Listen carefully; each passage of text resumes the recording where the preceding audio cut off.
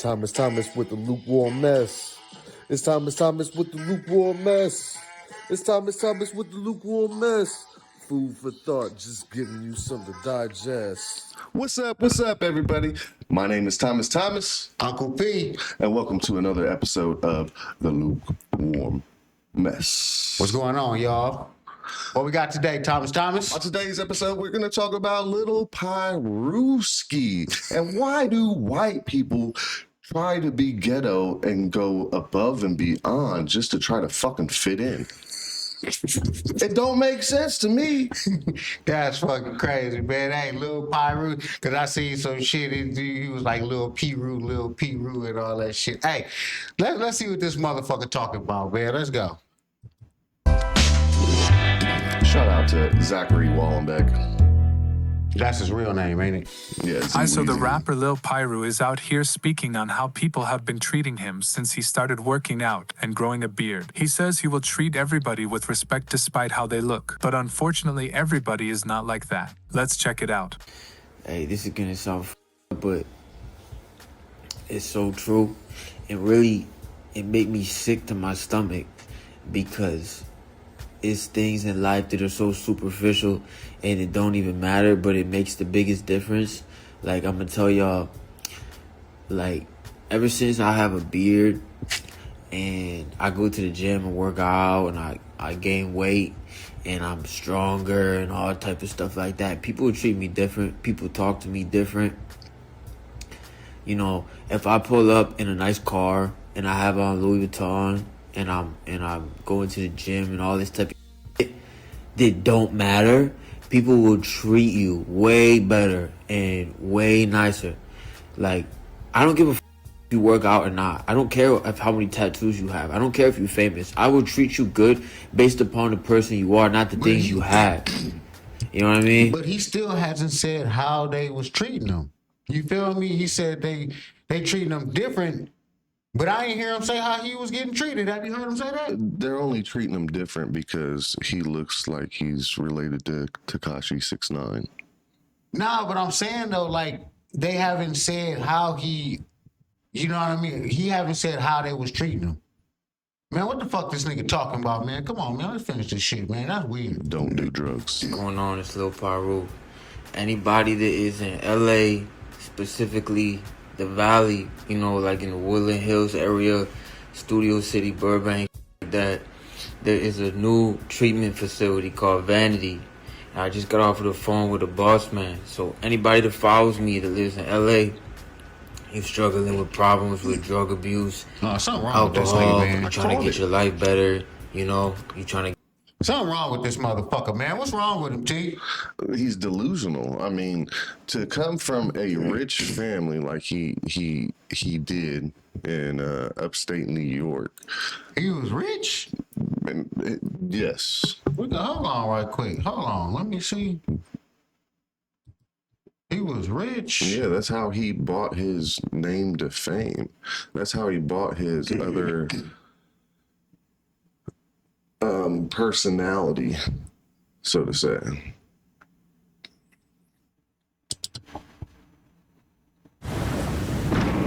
This shit. Bronx. When I was in prison, I sat in the cell every day, blood. You feel me? You know what I'm saying, blood? I do this for the streets. I do this for New York. I am the Hold Bronx. on, wait. See, I ain't seen none of that. Only thing I seen was like a little short. That's the only thing I seen. But what the fuck is this? This him? That's the same nigga? Yeah. That's all blood. That's all PIRU. That's not him saying that. Bro. See, this is what I seen. This is what I seen right here. Yeah, and that's one of the Island Boys down there on the right, I believe. I know who that. I know. I seen him. There you pull up, nigga. That was Michael Cortez. See, that's what I seen. That's the only thing I seen from Lil PIRU. That's what his name is. You feel me? That's the only thing I seen, man. That's crazy as fuck. Then that motherfucker said, Look. AKA Lil PIRU, the toughest hardcore gangster boss to ever roam the streets of LA. Or at least that's how it goes down in his head. If you ever wondered what delusion looks like in real life, just take a look at Lil PIRU. Oh, wait, did I mention Michael Cortez isn't even his real name? It's a fake identity. Michael Cortez. His real name is Zachary Wallenbeck, a dude closer to a Canadian suburb than any New Yorker would freely admit. I mean, this guy literally grew up in a wealthy family, but something clearly isn't quite right up there because Hef flips from being a regular person to diving headfirst into this over-the-top fake gangster persona, making wild claims left and right. That's why real niggas tattoos on their face and they don't work no job. 1 minute, he's lying about his age, saying he's 19. oh my God, what the fuck is this? That nigga said, real niggas got tattoos on their face because we know we ain't getting no motherfucking job. What the fuck is that? And he white and you doing all of that shit? Man, I know he got his ass beat up a couple times, man. He got beat up. I have no idea. Like I said, he comes from money. His songs, What then to see? switching it up to 24 during an Instagram live when, in reality, he's just a 28-year-old white dude. Oh, how old you is like 27? No, I'm like 24 now. And the lies don't Wow, stop and he there. lying. He's constantly changing up his backstory too. One day, he's from South Bronx, New York. The next, he's claiming to be Colombian. You stay in Miami? Yeah, I'm in Miami right now. Is that where you're from? No, I'm from New York, What part of New York? South Bronx. Are you Spanish? Yeah, I'm Colombian. Mi español es muy poquito, Nintendo's a gay taquito. pero No, you definitely can't speak. And That he's even got the nerve to motherfucker, brag that about going to prison, motherfucker, you asking heard people if that they've done time shit? like it's some kind of Did badge you of hear honor. this shit? muy poquito. Nintendo. Are you Spanish? Yeah, I'm Colombian. Mi español es muy poquito. Nintendo's a gay taquito. Yo No, you definitely can't. And he's even Yeah, got the that nerve ain't to it. brag about going to That ain't it. This motherfucker can't speak no motherfucking Spanish, man. What the fuck kind of shit was that? Talking about he Colombian. Nigga, how the fuck you Colombian and you can't even speak no fucking Spanish? You can't do none of that. I know a lot of Latinos that can't speak Spanish though. Man, get the fuck out of here, man. He don't even sound like that shit. You feel me? Get the fuck out of here. And what Latinos you know that can't speak Spanish? What Latinos have a white boy accent when they talk sometimes. Oh man, I don't know about them. Them ain't no shit. Every motherfucking Mexican I know, Latino motherfucker I know can speak Spanish. I'm from San Francisco, nigga. They all speak Spanish, nigga. They talk like niggas and then they can flip it when they go home. They speak Spanish to their motherfucking mama who was a border jumper and they can't motherfucking speak English. You feel what I'm saying? That they speak Spanish to them. You feel me? That nigga can't speak no motherfucking Spanish at all. You feel me? Let's continue with this shit. prison asking people if they've done time like it's some kind of badge of honor. Let me ask you a question. You ever been to prison? Nope. What's that got to do with But anything? that's not all. The mugshots he flaunts are fake, and so is that visitation photo he tries to pass off as legit. No, you know what I'm saying? PIRU is like, his heart's racing right now. He's like, I'm exposed, but real spill, you faked your mugshot. Why'd you do that? Is that a clout stunt? Lil PIRU also You loves to say fake this he's a known member of the mugshot? Are you Bloods, fucking but anyway. serious? Money will get you anywhere in life. It's not about hard work anymore. It's about who you know, who you blow, and who you pay off. But what the fuck that got, Thomas, what are you talking about? What the fuck does that got to do with him faking his mugshot, nigga? That got him his street credit. What street cred? I ain't seen him around nobody. They just showed him by himself. You see these niggas right here? He ain't with them. You see all them niggas? Yep. Ain't not one white boy with them. Ain't not one Mexican with them. You feel me? This bitch ass nigga right here, he be with them niggas. Who knows anything about the streets can see through that lie. Bronx. When I was in prison, I sat in the cell every day, blood. You feel me? You know what I'm saying, blood? I do this for the streets. I do this for New York. I am the Bronx. Fuck with a nigga, blood. let's talk about his rap music. He's out here claiming to be the best rapper around, but in reality, Fuck is that? He got stole on? They're a total He got his ass beat. Did you see that? It looked like solid gold to me. I could be wrong though. Music. He's out here claiming to be the best rapper around, but in reality, nobody's feeling his tracks. They're a total flop. Look, what's that? Was that scars on his face? Blood. It looked like it was blood on his face though. Hold on, you didn't see that? Music. He's out. That ain't not that. Look at his nose. Look at his eye. Look at that, like it's swollen. That wasn't blood. Here claiming to be the best rapper around. Like he ain't got punched on. I don't know. Look at the top part. It looks gold. Right there, yeah.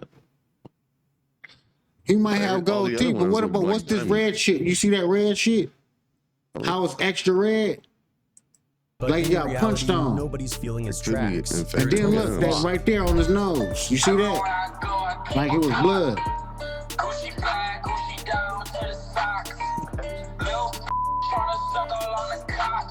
And don't even get started on his tattoos. He's basically a walking, talking Lil Wayne knockoff. He's got the big lettering across his chest, the Rolls-Royce logo, the cross between his eyes, all straight up copied from Wayne. When it comes down to it, Lil PIRU or Zachary Wallenbeck might just be the biggest clown you've ever seen. But trust me, there's a lot more to this story. So let's dive in deeper. My whole life, you're right. I think my whole life, you're right. I know. Right, bro. So you admitted. So he admitted to having a bro, my whole life is fake, bro. You got me. You got me. Back in 2019, a mugshot of a guy named Lil PIRU, who was covered in face tats and flashing diamond teeth, popped up on World Star Hip Hop. The caption had everyone buzzing. It said Lil PIRU had just been released on bail from a Los Angeles County jail. Apparently, he'd been arrested back in July 2019, facing some serious charges: unlawful possession of a firearm, felony drug possession, and disorderly conduct. When the cops searched him, they found a loaded handgun, 2 kilos of and 19 grams of marijuana. It wasn't looking good for Lil PIRU, but somehow he managed to make bail. But this guy couldn't stay out of trouble for long. Just 3 months later, World Star posted a video of Lil PIRU, who was out on bail, flexing what was said to be $100,000 in cash. The rumor mill started churning, and reports came out that he now had a warrant out for attempted. World Star didn't hold back either. They claimed their sources had pegged him as a known member of the PIRU Bloods, and he was supposedly tight with the Sinaloa cartel. If that wasn't enough drama, fast forward 6 months to 2020, and Lil PIRU found himself back in cuffs. This time it happened after a traffic stop in Queens, New York. According to World Star, Lil PIRU, whose real name is Michael Cortez, was in the back seat of an SUV that got pulled over near the Queensbridge houses for failing to signal a turn. The driver was cool with the cops, but Lil PIRU and another passenger weren't happy. I went there when I was in New York and shit. The officers asked them to show some ID, which only made things worse. The police ended up finding 5 ounces of marijuana and $14,000 in cash during the search. Of course, someone had to catch it all on video. There was a clip floating around showing Lil PIRU with his hands behind his back before he was hauled off to the 114th police station. But just like before, he managed to walk free not long after. But it turns out that all of this was a big lie. Look at his page. It says Lil PIRU been arrested for gun charges and kilos. Like, that's... Did you snitch? Like, what the Lil PIRU is a rapper out of New York who's always claimed the South Bronx as his home Why does his turf. lip tattoos look like asshole imprints? He's specifically repping the sound. Did you snitch? Like, what the Lil PIRU is a rapper out. Right there. And on his neck. Right there. That look like a fucking asshole. Oh, you got it. Street credit is to be got, not bought. This is what I don't understand though. Like, see, cause niggas spend their life trying to get away from shit like that. You feel me? I mean, when we was coming up, them niggas was trying to fucking rap to get away from shit like that. Now it's like these niggas wanna be street and all of that shit. For what? That shit is fucking stupid, man. That shit is dumb as fuck. You feel me? I mean, you gotta remember from the late 90s, early 2000s and shit. Every white boy wanted to be a rap star. A wigger. I'm glad you used the soft A on that one.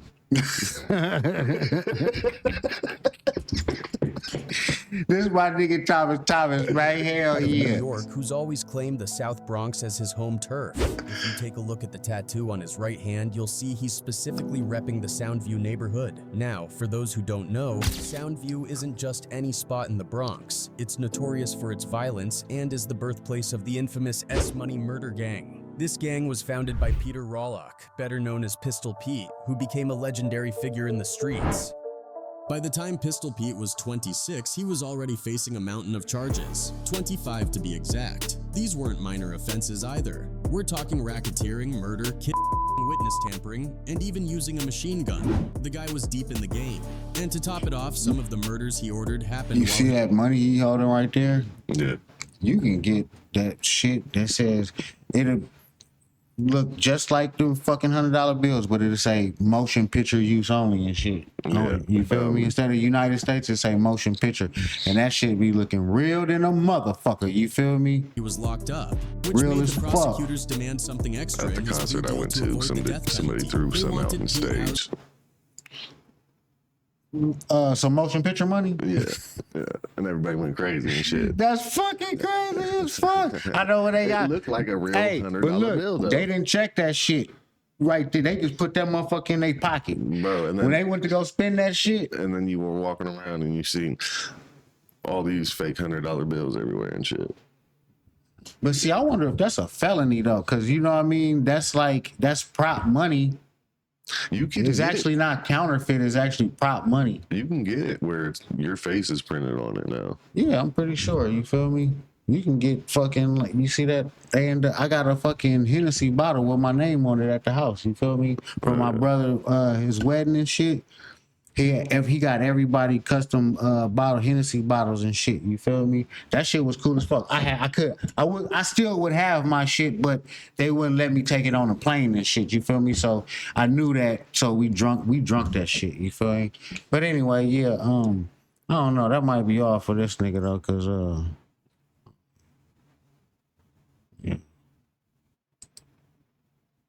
That might be all for this nigga, cause yeah, I just want to see what's All the contradictions in his story. Now, Murderland Mafia PIRU, MMP, made headlines back in 2019 when their supposed founder and leader, Dante Bailey, better known as Gutter, was sentenced to life in some real prison. niggas right Gutter here. was allegedly running things in Maryland, especially in Baltimore, and even took a trip out to Cali to get the green light from the PIRUs to set up his own subset in Look, Maryland. now so look, how in the world is Lil now look. PIRU out here Hold claiming a on. Baltimore hood while living in California, and at the same time trying to rep the Bronx? We The had to math sit just here in doesn't Columbus add at up. one point in But time. wait, it gets even wilder.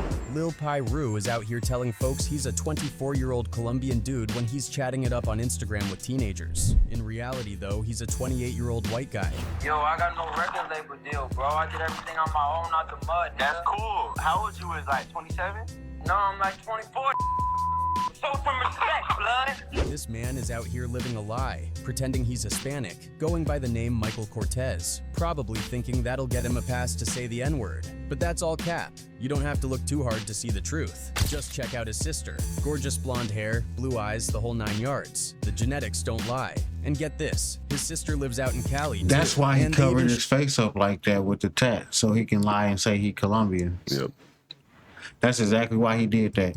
shared the same California address at one point. She's flown down to Miami to see him, and if you pay attention to her posts compared to his, you can easily connect the dots. It's pretty clear why she doesn't even put her last name on social media.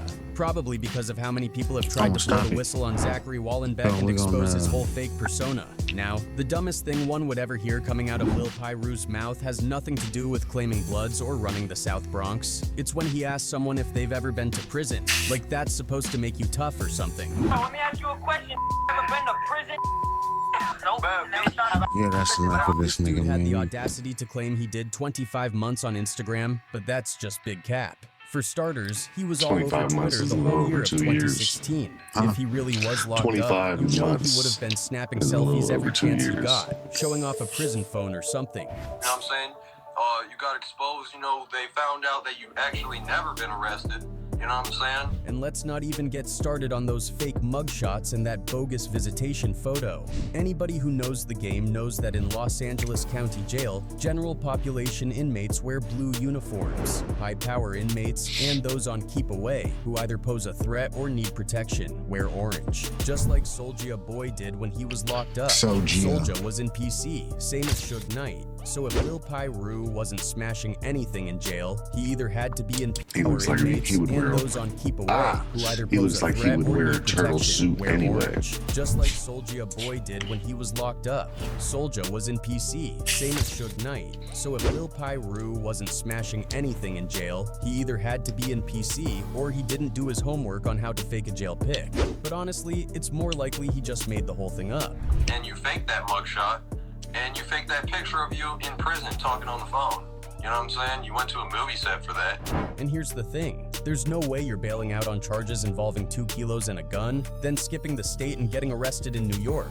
That's just not how it works. This guy is following the same pattern we've seen with other wannabes who cover their faces in tattoos just to get attention. Take the Island Boys, for example. At least they had something to show for their careers, but even they've fallen off the face of the earth now. Let's take a step back and talk about Alex and Frankie, the twins behind the Island Boys. These two were born in Miami, Florida, and came from pretty humble beginnings. They were raised in a tight-knit Cuban-American family and shared a love for music. Their dream was to make it big in the hip-hop industry, and they were willing to do whatever it took to get there. Their journey started in the early 2020s when they jumped on social media. With their bleached dreadlocks and intricate face tattoos, they were hard to miss. That look alone got them noticed online. And before long, they started posting videos of themselves singing, rapping, and just showing off their unique style. Their big break came when they dropped a video of their original rap song, Island Boys. It was catchy, and the hook, Island Boys, We Really Keep It Up, blew up.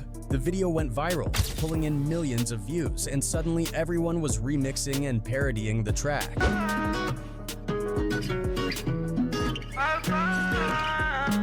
What set the Island Boys apart was their unapologetic... Now, them niggas is some foolish motherfuckers right there. You seen that shit when they was kissing and all that shit? No, but I heard about it. Yeah, and, man, them motherfuckers. And then they said they was doing some old other shit on OnlyFans too. You feel me? Yeah. Some real other Millions. shit. You feel me? But yeah, man, we just up in this motherfucker, man. You feel me? Look, this our first video. You feel me? We might post it. We might not.